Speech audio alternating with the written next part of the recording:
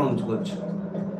అంతేగాని అతను బాగా కష్టంలో ఉన్నాడు కదా అని మనం రూ. 100 ఇచ్చేసామనుకోండి, అప్పుడు రేపు పొద్దున మన పరిస్థితి ఏమవుతుంది? అంటే స్వార్థంగా ఉండమని చెప్పట్లేదు ఇది, ఈ సామెత.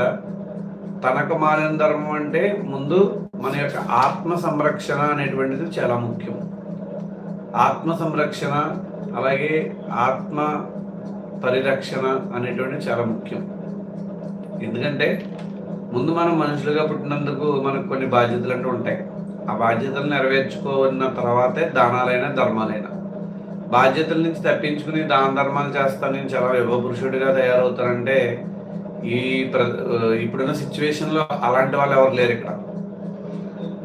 అలా ఉంటే మనల్ని లోకం మంచివాడు అనకపోగా ఆడొక అమాయకుడు, ఆడొక పిచ్చివాడు, ఆడొక వెర్రివాడు అని చెప్పి అంటుంటది. తనకు మాలిన ధర్మం అనేటువంటిది ఖచ్చితంగా ఉండాలి. ముందు డబ్బుల విషయమనే కాదు, మామూలు